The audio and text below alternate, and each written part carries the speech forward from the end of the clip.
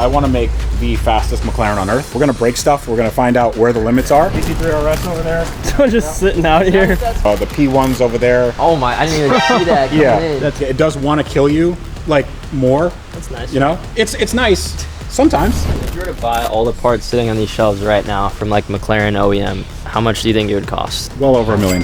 That's crazy. That is crazy. It's so crazy. It's a Stewart EMP pump. It's still sand. Yeah, there's still sand. Yeah, look at that. Yeah, we fixed the engine. I blew the engine later on.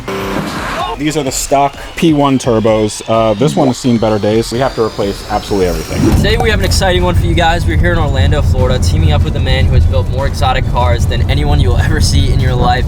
From Fast and the Furious cars to rebuilding wrecked McLarens, the one and only Tavarish. We're gonna be going over his entire shop and he's gonna be giving us a full tour of all the cars in this collection. It's gonna be a really exciting one, so make sure you stick around. My videographer, Tom.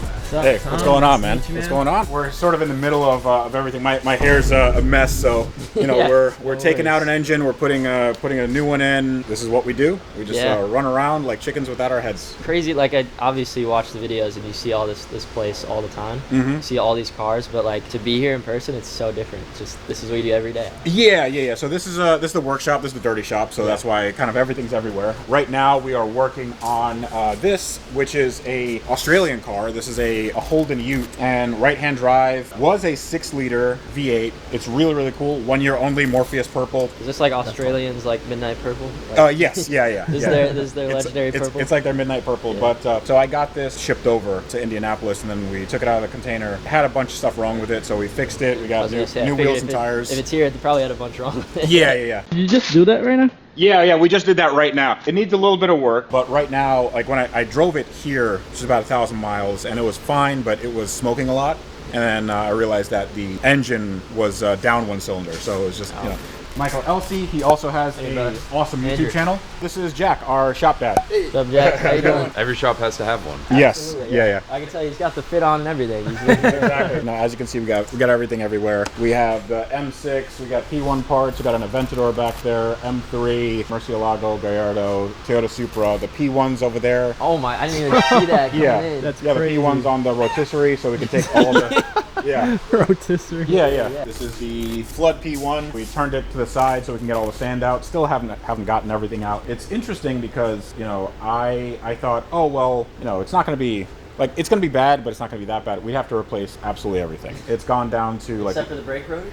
I mean, the brake rotors we fixed that, but again, the jury's still out. We haven't put it back on the car yet, so. But like all the hydraulic lines and stuff, that's gonna have to be gone over. You know, I took out the subframe, and every single bolt I'm gonna have to take off, and we're gonna zinc plate it. It's just literally take every part of the car off, and then, you know, clean it, put it back on. I can definitely appreciate how you're doing it right though, because you could definitely like just kind of get by and stuff, but it seems like you're doing everything the right way. So yeah, I mean, I'm not putting an LS in it, you know, and then like, all right, well, it's just going to be like a race car. Done, yeah, it's done. I want to make the fastest McLaren on earth, and the way we do that is, you know, we're trying to make it so every McLaren computer works the way it's supposed to. We got in touch with, we're working with the original designer, Frank Stephenson, of the car, and we're making a custom body for it, so it's going to have like, you know, custom, like no other P1 is going to have this. It's going to be a long tail. We did an engine that is basically twice the horsepower of the original engine, so it's going to have 1,400 horsepower, better power to weight, and then we're going to try to do, you know, 260 miles per hour. That's, you know, just a light 260. If wind wasn't a factor, with gearing and power, we'd be able to do 332.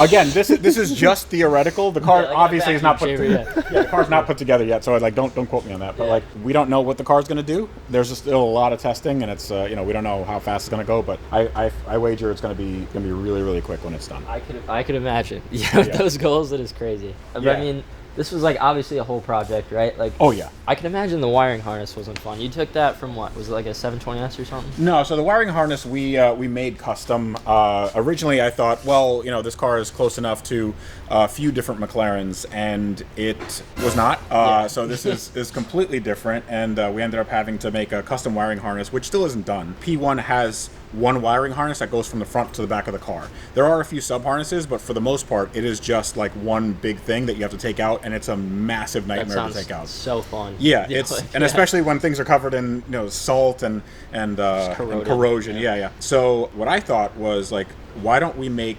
everything like modular? So where the wiring harness comes out, like this is where the wiring harness comes out right here, like from here and here. So we're gonna make like little bulkhead connectors, like the little mil-spec connectors. So they're quick disconnect, like a race car. So we can wire in one end of the car at one time. Yeah. And that'll make it. Yeah, that'll make things better than before. It's way easier.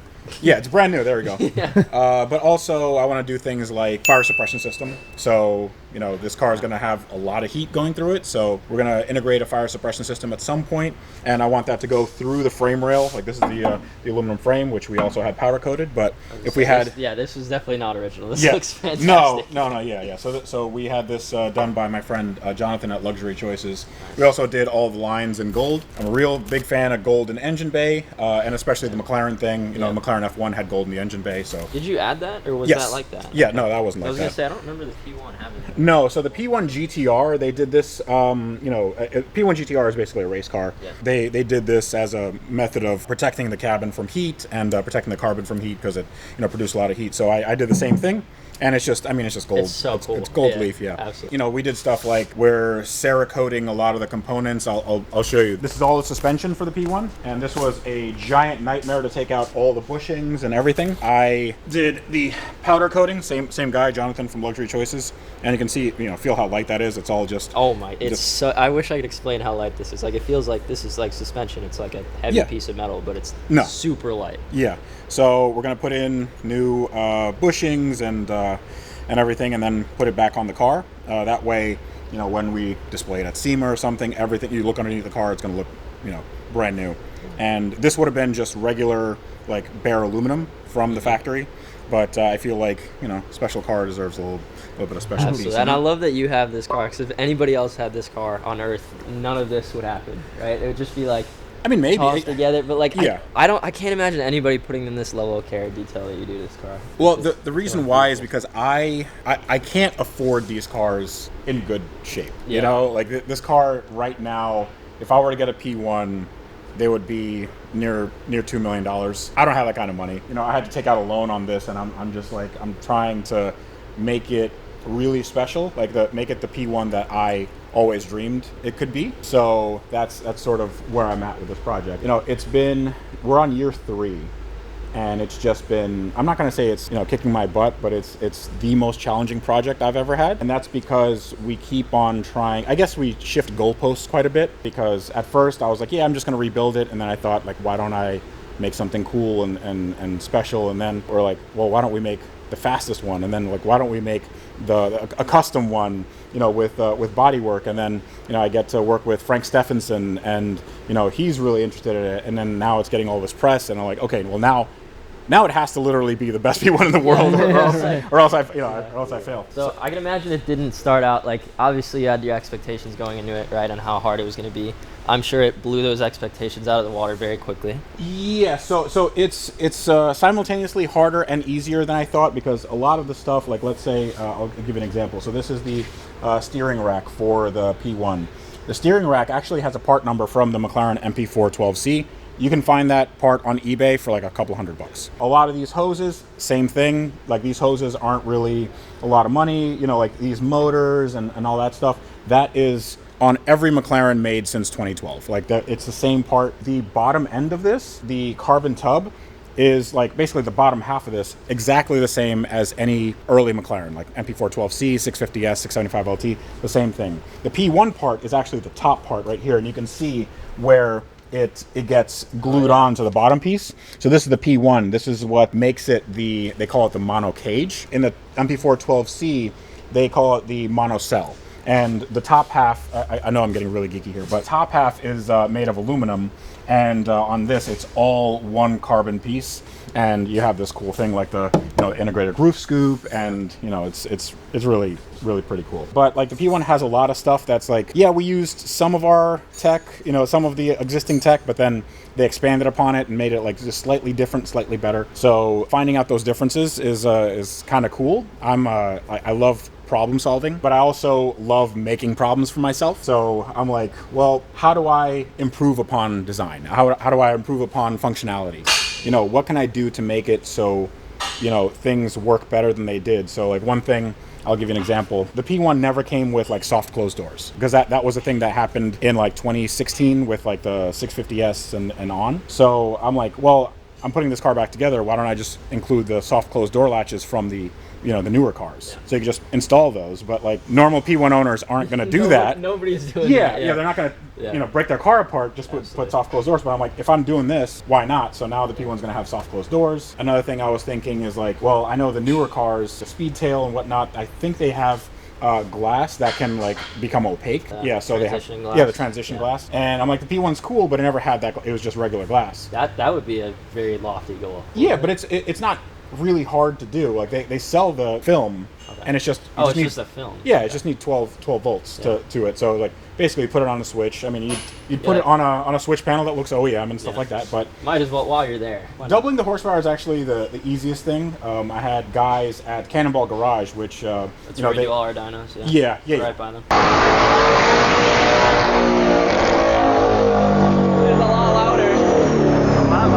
Arnie and Ivan, they know their stuff. They're the best people in the business for this. They rebuilt my 675 engine. Like I went down there and we spent 7 days rebuilding my 675. We got a 4-liter, built everything, put on the dyno, and then we got to Cannonball. It's a Jay Leno's garage. And and then they built the same engine for this. But I also got in touch with the original designers of the P1 turbos. Actually, I'll show you the stock P1 turbos. So this is one of them. These are the stock P1 turbos. This one has seen better days. So how much of the decision to upgrade this turbo was because you wanted the more power versus like the turbos just shot? Well, I knew that I wanted more power in any case, but if you notice right here, I don't know if you can see that on camera, but there's a little logo right here. That logo belongs to a company called Tachyon, and Tachyon is in the Netherlands, and they actually reached out to me and they said, hey, we originally designed these turbos for the P1. Would you like us to work with you on designing turbos for your car? So I went over there twice, and absolutely. Yeah, absolutely. Yeah, like no brainer. Yeah. So we designed turbos for my car, and this isn't like usually when you have upgraded turbos, you send your turbos out and then they do like some milling or like they do some modification. Tachyon designed this like clean slate turbo, and then they sent it over to Mitsubishi Japan, who is because those are Mitsubishi turbos. They sent it over to Mitsubishi Japan, and Mitsubishi made prototype turbos from the factory, like from Japanese factory, with everything tested. So it's like an OEM turbo made just for my car.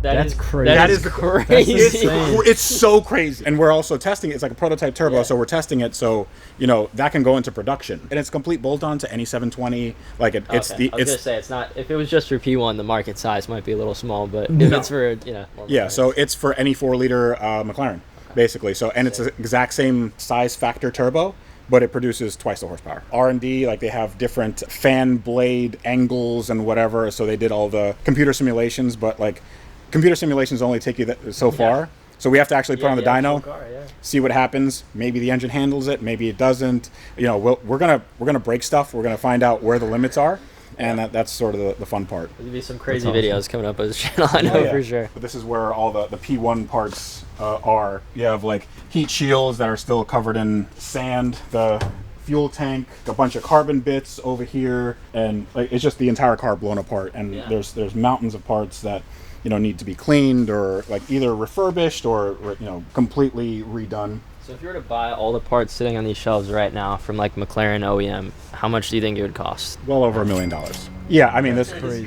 There's a guy that I talk to pretty regularly, and he bought one of the prototype cars, the prototype P1s. So I think it was like VP4 or something, and he actually has a a YouTube channel. His name is Steve Lucas. Really, really good guy. But he went the route of trying to buy everything from McLaren, and so when he bought the prototype car, it came with a bunch of spare parts, and he's like, well, I could probably just make my own from these spare parts, and then all the nickel and dime stuff added up to an incredible bill. But now he finally got, he ended up getting a complete carbon fiber tub from McLaren. So they sent it to him. I'm sure it was crazy expensive, but now he can build like a second P1 out of this, but it's still like real crazy money. Like I'll give you an example. Like let's say this is an aftermarket front clamshell. The OEM one, which is sitting over there in my shop, OEM one is about 100 grand. The rear clamshell is about 130. Each brake rotor is like 20 grand. Brake pads, just the pads alone are 16 grand. It's nuts. Just everything that is bespoke for the P1 is a lot of money. Like is crazy money because they only made 375 for the world. But stuff that we can save, we are saving, but the stuff that we can replace, we're replacing. Like say axles are fine. We'll just kind of refurbish them and make it so they look a little bit better, but they're the same as any other McLaren. So how much of the stuff from that car is like bespoke P1 stuff versus like you can just get it off the 720S or 765? I would say probably 70% is like bespoke, and then the rest is like nickel and dime stuff. I'll give you an example. The window regulator is actually off a like mid 2000s BMW 3 Series. So the window regulator motor, rather. It's funny they would use BMW because BMWs are known for like failing window motor.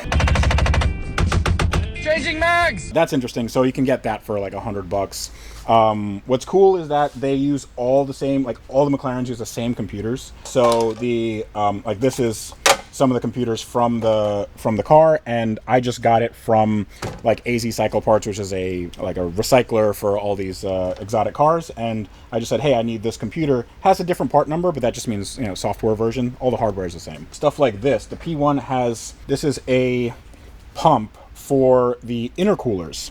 This is actually the exact same pump. It's an aftermarket pump that I use for my Gallardo. So on the Gallardo it's twin turbo, and it's a Stewart EMP pump. There's still sand. Yeah, there's still sand. Yeah, look at that. Yeah, it's crazy because how many years ago? It was like what, 3 years ago when you got the car? Yeah, 3 years ago. Yeah, and there's still sand falling out of these parts. I mean, all these completely corroded. Like it just goes to show how bad shape that car was. I mean, it was in a hurricane, obviously. No But it's the salt water. Salt water. So I've had cars that are freshwater, and freshwater you just dry them out and they're okay. For the most part, they're okay. They might have some corroded components. Salt water, this gets everywhere. Yeah. And then what's crazy is that if the car had just been left in the water, I think it would have probably been preserved a little bit better than it is now. Oh, because they just took it out immediately and then it just kind of like because corroded. the air starts oxidizing really quickly. Another thing that happened that's specific to this car is because it has a high voltage battery. There's a process called electrolysis that happened. So when the high voltage battery, it had like 400 volts in it, started discharging in the water, it started taking a lot. You can actually see it here. It starts taking off parts of the aluminum. Yeah, so the aluminum starts corroding, and it becomes really brittle. So it happened to the frame, so we had to kind of reverse all that. Yeah. We had to, grind all that down, make sure it's not porous, because the oil tank was, some of these holes were all the way in, so the oil tank started leaking just because of that. Are you going to reuse this? Yeah. So what I'm going to do is I'm going to make sure that we grind all this down, we weld everything, because it is just a welded, like it's a whole welded piece, and it's different than any other McLaren. Yeah. So it has 3 fuel pumps instead of 2 on most McLarens, or 1 on some of the cars. But again, you just learn by doing. So because every single part you show us is just like destroyed from the corrosion, and I can imagine how much of a process that was, like figuring everything else out. Yeah. And you have to get for some reason I thought if we just clean out the engine, it'll be okay, and then we can just like run it. And that was like so far from the truth. We opened up the engine at Cannonball, and we saw that it had corrosion in the cylinder walls. And I mean, if it would have ran, for a very short amount of time, and then that's it. But I'm glad that we went the route we went, because now it's like we can rebuild everything, we can upgrade everything, and especially now that we have the original designer on board. Yeah. It's going to be, like a pretty special build, I think. Well, I'm very, very confident I know the answer to this question, but if you could teleport 3 years back, not knowing all the problems of this car that now you do, would you buy the car again? Yes, I would make quicker decisions, because we were in kind of decision-making hell for a while because I didn't know where to go with the car. We didn't know whether the battery was going to be savable. And I mean, there still is an element of that now, because I'm like, we can go a few different ways on a lot of different things. Realistically, it's opened up a lot of doors. It lets me, you know, meet cool people like you guys. It is the biggest build I think anybody's ever taken on YouTube. And I know a lot of people are like, oh, why don't you just finish it? I'm like, here's the thing. I don't know if you know this. It's hard. It's really hard. It's really difficult. So it's because every single thing. It's not like, you know, we have, and I'm obviously not knocking anybody for doing this, but it's like if you have a car that's crashed or whatever, or has like a freshwater flood or something, like that is infinitely easier than doing the most complicated McLaren that they've ever made, that is a hybrid plus saltwater plus actual like body damage plus like every single damage that you can have anything going for you. It's a hypercar McLaren, like everything you said. So there's no parts availability. All the parts cost an arm and a leg. The engine's bad, the transmission's bad, the body's bad, the electrics are bad. Like everything. It's literally building the car from scratch. How much easier do you think it would be? Let's say it was in freshwater. A lot of this would be savable. Basically, dust it off or like, you know, clean it with a garden hose and it'll be all right. Yeah. But the problem with saltwater is that it corrodes everything, and then you have to also clean things from the inside. So like on the frame, you have to make sure that there's no corrosion on the inside, or like you don't want to leave it there, because if the air hits it, then the salt just gets into everything. You have paint bubbling, or you have like, you don't know what issues you're going to come up with. So like for this, it's just being incredibly thorough with everything, and then that takes a lot of time.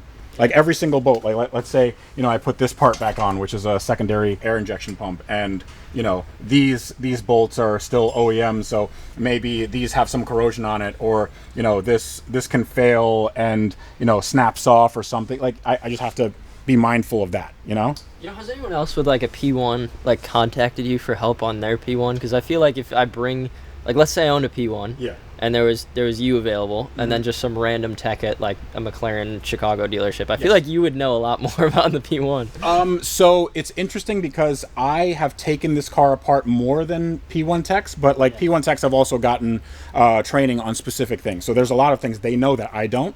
But it's funny, when I had my friend PJ come out here, he's an Audi tech. And I had him try to help on my Audi R8, and he's like, we don't usually get them down this like this far. Like we're doing like some stuff, but like we don't get them down to this point. I love learning about a new platform and project, and then like how I can make it better is, you know, where I thrive. And sometimes we do well. Sometimes, you know, we you know, fall on our butts, but like I think that's sort of the fun in it. I never want to come off as like, oh, I have all this money and look what, I don't want to flex on people. I want them to be like, hey, so like we're really thinking about engineering solutions for this. I also don't have the money to just throw hundreds and hundreds of thousands of dollars on this project. So what can I do that's also a bang for the buck? Maybe use what we have and like understand how these systems work to maybe make them a little bit better, you know? I assume that car has gotten you like a lot of connections and allowed you to kind of leverage something that you didn't have before, because the car, it's so unique, it's gotten so much press. Yeah, and I think it was a big gamble for me, but I realized that it is also the ultimate expression of what I do for my channel. So I'm always about biting off more than you can chew. You know, I'm always like, all right, let's reach for the stars, and hopefully, you know, like, you know, what is it? Shoot for the moon, and if you miss, then you'll still be among the stars. It's a stupid quote, but like at least then I'll be like, well, even if I don't, let's say something happens, I can't finish this project, I have the knowledge of taking apart one of the world's most like incredible hypercars by myself, you know, like putting all my hands on it, and then having that experience that nobody else gets to have in the world, you know? It's gotta be a you thing. I think it's just you. For sure. And I mean, it's like that with all these projects, like right here. So this is from Fast 8, the Fate of the Furious, and it was a terrible movie, like a really bad movie. They used 3 real Lamborghinis. There was Tyrese's character had this orange Lamborghini that he takes on the ice, and it ends up being sunk by some nuclear sub because, of course, spoiler. Sorry. Maybe some people haven't seen the movie.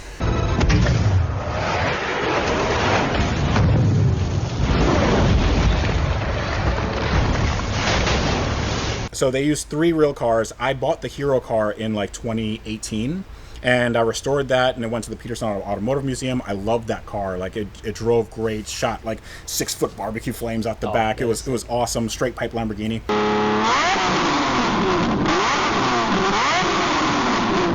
Ended up selling that car, and then I found the sister car, the stunt car, which is in really, really bad shape. And this was out in UK. They sold a bunch of the cars to a UK production team for the Fast and Furious Live Arena show. And it was like, it's like medieval times, sort of like that. It's like a Cars on Ice type thing. So they have this, arena, and the cars do donuts, and they do like little stunts and whatever. Didn't do very well, but it was traveling around Europe. So they bought this car for next to nothing, because I mean, it's a movie car. It's just been ragged on. They took out the V12. They put in a V6 from a Jaguar with a manual 5-speed. And I ended up buying the V12 and all the running gear from a friend of mine, Ed Bolian, who got it from another friend of mine, Sam Hard. And I had that for like 2 years before I even found out where the car was. So I tracked down the car, and the car was in the UK.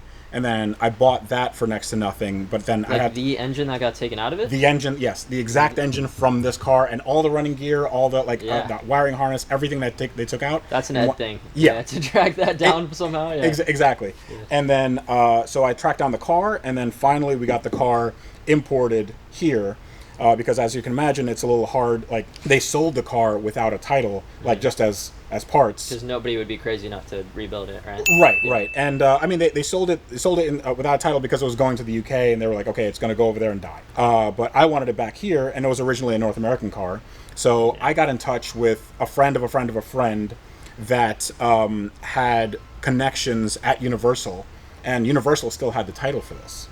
So Universal was like, okay, well, we'll title it in your name, and now I have a title in my name for this car, and now it's. That wasn't too bad, yeah. Yeah, now it's. I mean, it took a long time. I figured it would have been like a paperwork nightmare, but you just got in touch with the people that had the titles. Yeah, but again, it took a very long time for that to happen, and then you had to know the right people. But now this is like, I want to rebuild this. I've already done the movie rebuild, like to make it look like it was in the movie, and now I think I want to make it like the best sort of Murcielago that I can make, because I love these cars. I mean, like, I think sub $1 million, these are the best driving experience you can have. So is this like your favorite like hero car that you've had in a movie? Like, or is there another car that you've seen in a movie that you like want to own a car from that movie? That's an interesting thing. I don't know. I mean, it's not like Fast and Furious was really. I mean, Fast and Furious is the movie franchise, right? And then you'd talk about like a Toyota Supra from Fast and Furious or something like that. It's fine, but I'm guessing, like Back to the Future DeLorean would be cool. Would be sick, yeah. But I've driven a DeLorean. They don't drive very well, and I can imagine putting all the time stuff into the inside. It makes and then you have a DeLorean. Yeah. Then you have to, but it's the coolest thing in the world. It looks really cool, but then you drive it and like, oh my god, this is terrible. So it's just, I mean, I think this is the best of both worlds, where it's also drivable. I mean, this one's not drivable, but if you have it, nice and sorted, then it's like a wonderful driving experience. It's and it's the last old school Lambo manual transmission, that sort of thing. This is a long shot, but have you heard of Lights Motors Action? Yes. In Disney. You ever seen that show? I went there. So Lights Motors Action is one of the it was the best show. Yep. I remember seeing it when I was 18 or 19 when I came here with a bunch of friends and we went to Disney, and it was so dope. It was the coolest thing ever.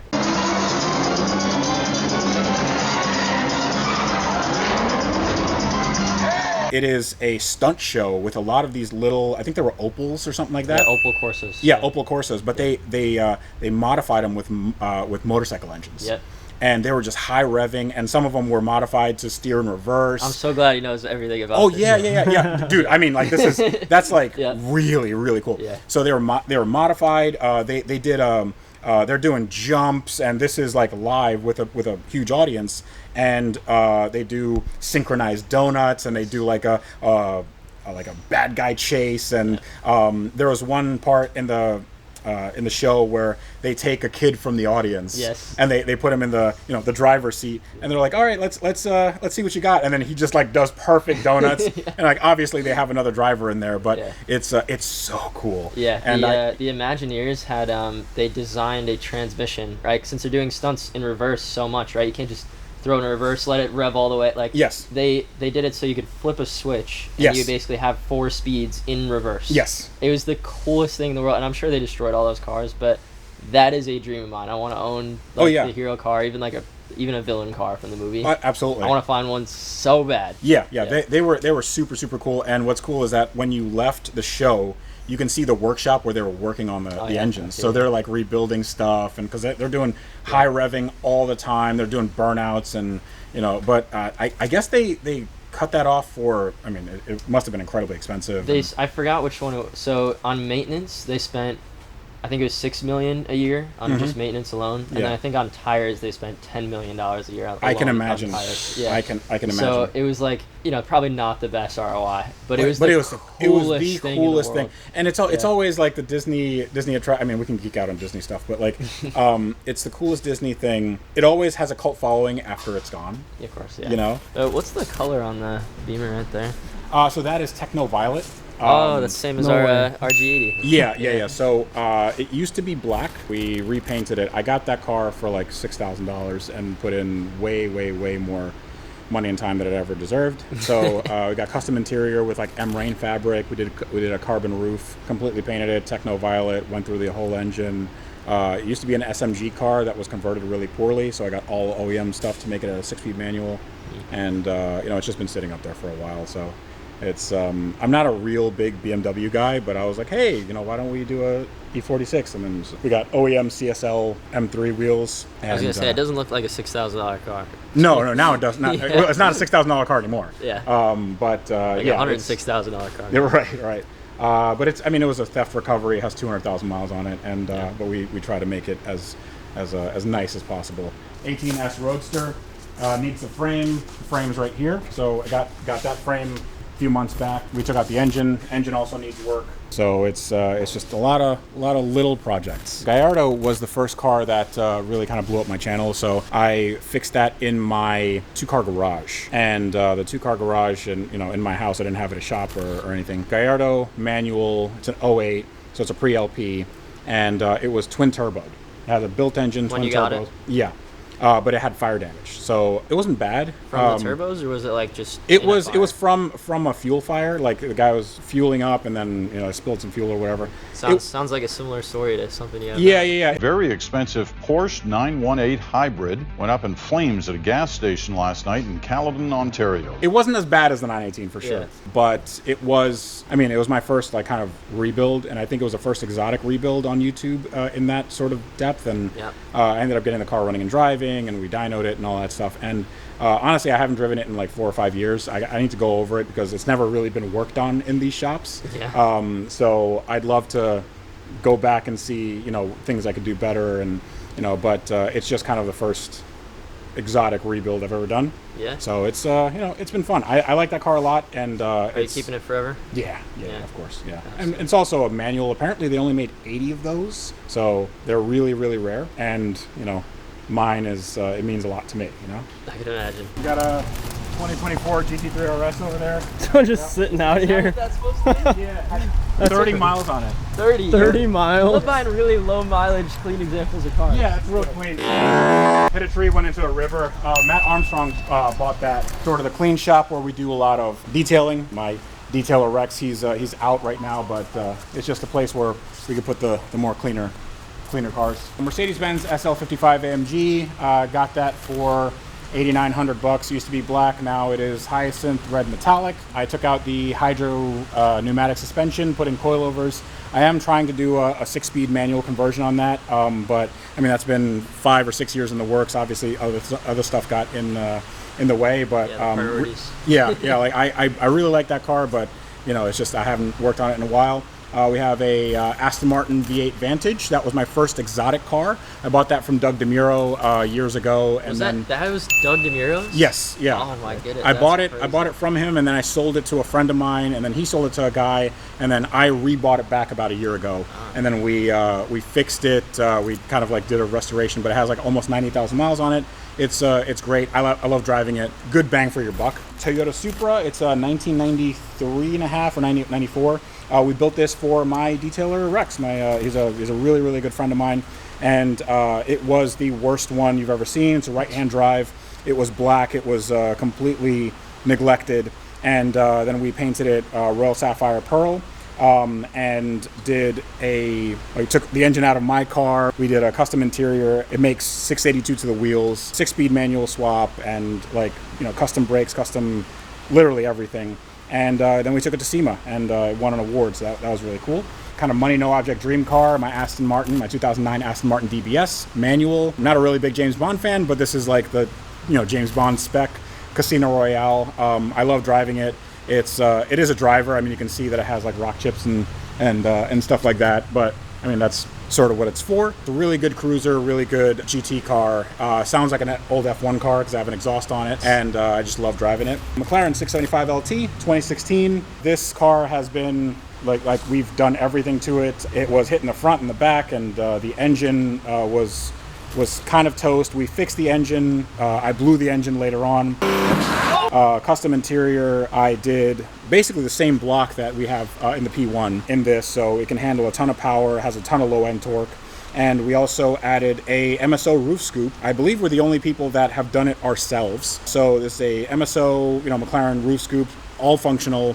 So you have all the Darth Vader turbo whooshy noises, on your head. Then we painted it a custom shade. Basically, we call it Tempest Blue because one of the sponsors is Auto Tempest. And it's like a Miami blue, but we put a flake in it.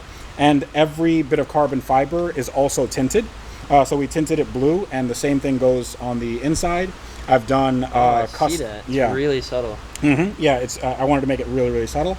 On the inside, we had I made a custom logo for the LT logo because I'm a really big fan of the McLaren F1. Because I got to me, Ed, and Tyler for Car Truck, we got to drive Chassis 22, the McLaren F1.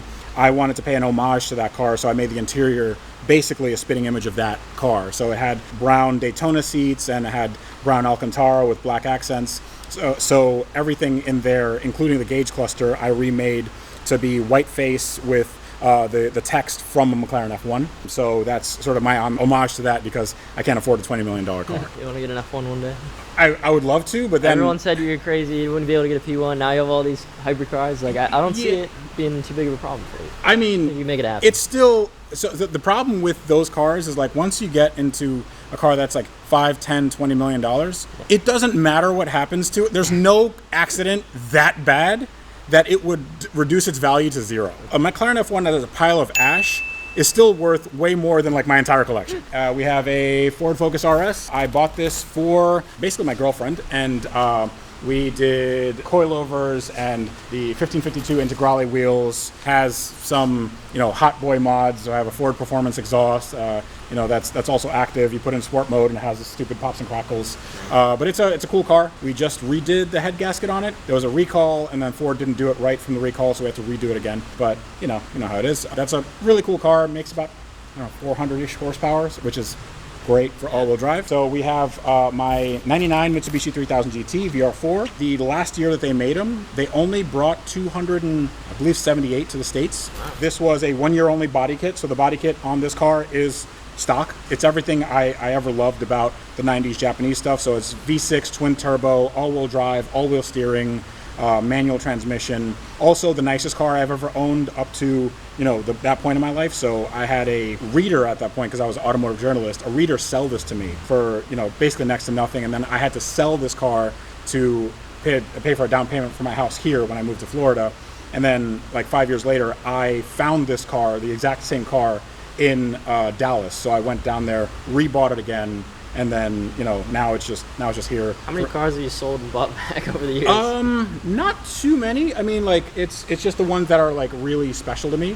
So the Aston Martin, like my first exotic car. This one, it's like really, like I've never had a sports car before. So and it's also this is a car that does drive. It doesn't drive like a modern car, Yeah. Like you have to, the clutch is real heavy, you got to manhandle everything, but it's cool, We have a Porsche 911 Turbo 6-speed. This is one we built for my interior guy, Matt, and we've had it here so he can put on, some bits and pieces. I know he wants to put it on a wide body and whatever, but we presented this to him like a year ago, and it's still here because we still need to do a few things to it, but 49,000 miles. It's a blue on tan car.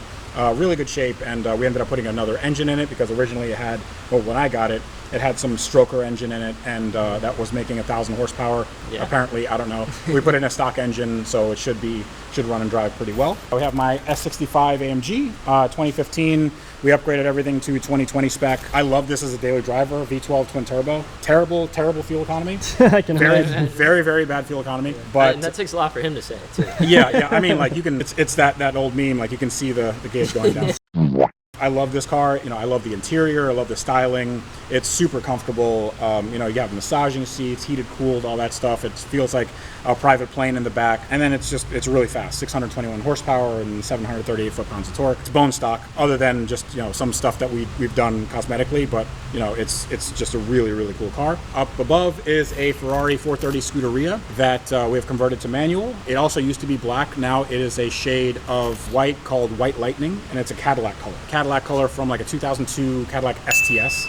So a car that you can probably get for $2,500 right now. Yeah. But I really like the color. The pearl is like it's like a color shift, gold, green. It is a beautiful white. It's crazy to think that was just, you could buy that at a normal Cadillac dealership. Yeah. 2000s. So we converted that to manual, and also I did the center lock wheels from a F430 Challenge. I was gonna say, I was like almost thinking it was a challenge car when I walked in here because the wheels. But Yes. So that is so some people do like the conversions where you just, you know, convert the hubs to like the center lock. Yeah. This is the hub is actually from the Challenge car. So and it wasn't exactly a bolt-on thing. So we had to, weirdly, the Challenge car has a different way of interpreting the speedometer signal. If you put on straight up Challenge hubs on this, it's going to throw a fit. And it's going to be like everything's wrong, but so we had to mate part of the stock electronics to the Challenge stuff. We had to do all that. Now it works good. Has an exhaust. It sounds great. Sounds, you know, high pitched like a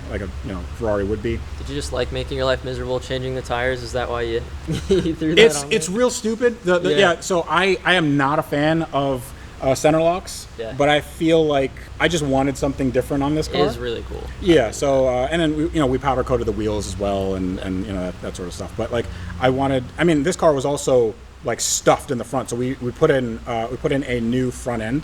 The only thing I don't like about this car is that you can see the panel gap on the bumper.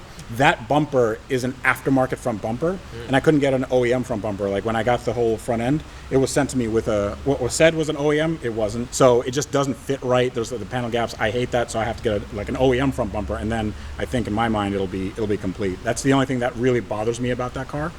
Just because it's just I'm not, like, Ferrari panel gaps aren't the best anyway, but like that just really kind of bothers me. But everything else about the car I love. It's you know, it's sort of like the GT3 back there. Hello. Where it's about 500 horsepower and it's very raw. It's a little less refined than the GT3. Yeah. Like it does want to kill you like more. That's nice. You know, it's nice sometimes. And then the dark horse is not mine actually. It's Shmi 150. You know, he's a good friend.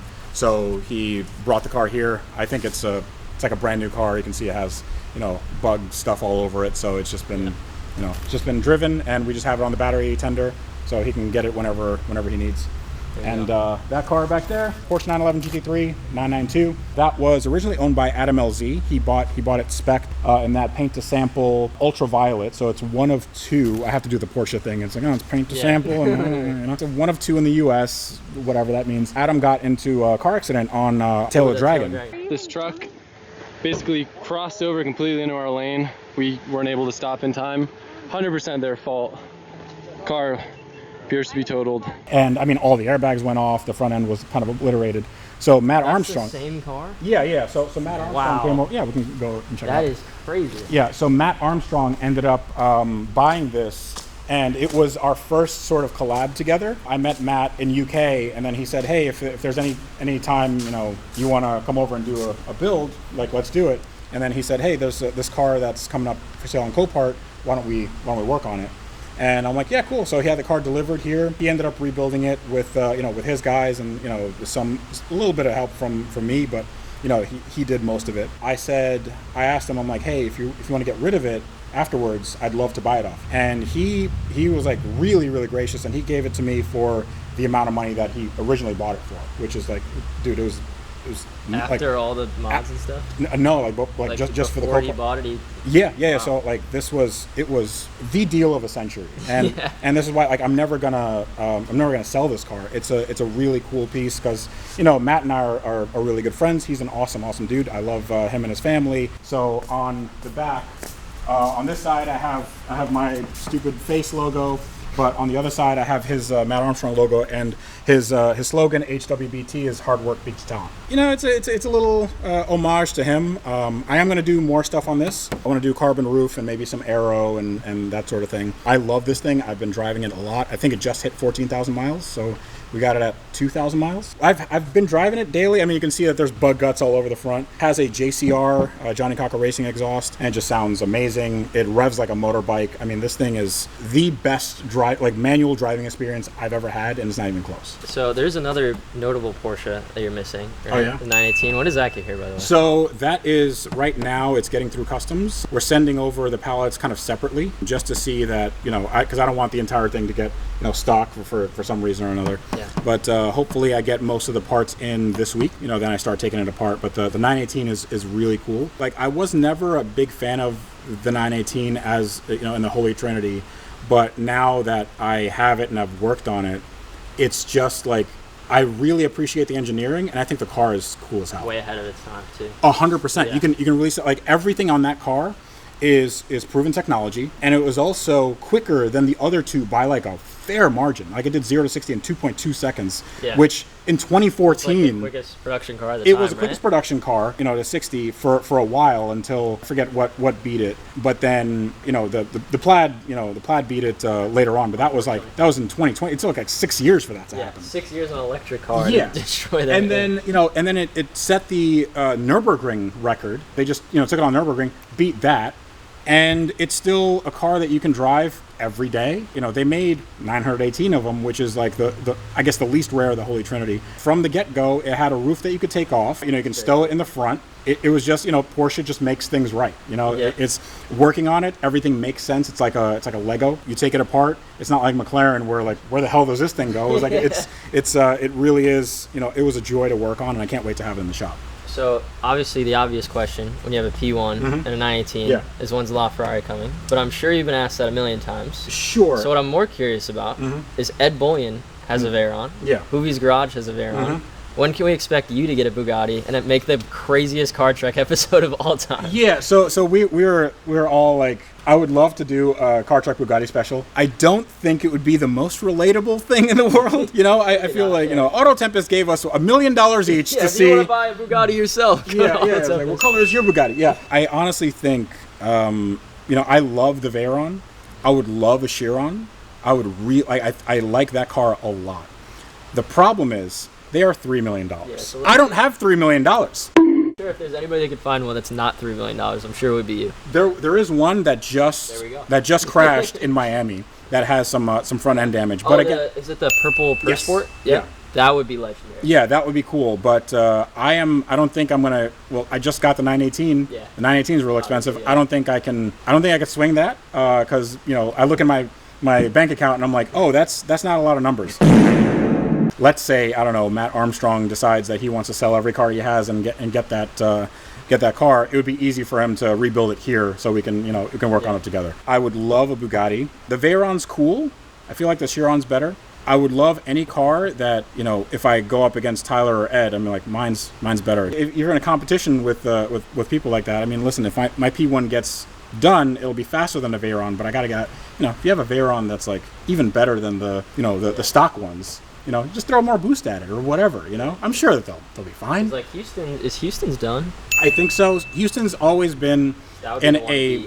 Yeah. So Houston, I really wanted to buy that car. That was actually the one that got away from me. When it was damaged? Yes. Okay. Yeah. So Ed Bullion and I went to Vegas and we saw that car when it was being taken apart, and we saw all the flood damage and everything. Yeah. I have a ton of pictures on it. Like, I've never released it, but it was incredible. Like the amount of damage that happened. I mean, it was comparable to what the P1 was. It was very interesting, but Houston did a good job with rebuilding it. But I can't imagine that that's not complicated. It's like super complicated. Yeah, had a lot of money to throw at it. Yeah, but I mean, you still had to work. Yeah, it's a lot of work. But I've seen the car. It's in really good shape. I know that it's getting some work done on the interior now, but it's going to be, you know, it's going to be cool. Maybe, you know, I don't know if I'd buy that car now that it's already done and it's somebody else's vision. So like, I don't know if I'd buy that car, but if there's another Veyron that just like, I don't know, does a front flip, you know, like, you know, through a field or something, then yeah. I appreciate you having us out. Thank you so much. No problem, man. Yeah, come back anytime. Yeah, absolutely. Make sure to like, comment, subscribe. We'll see you in the next one.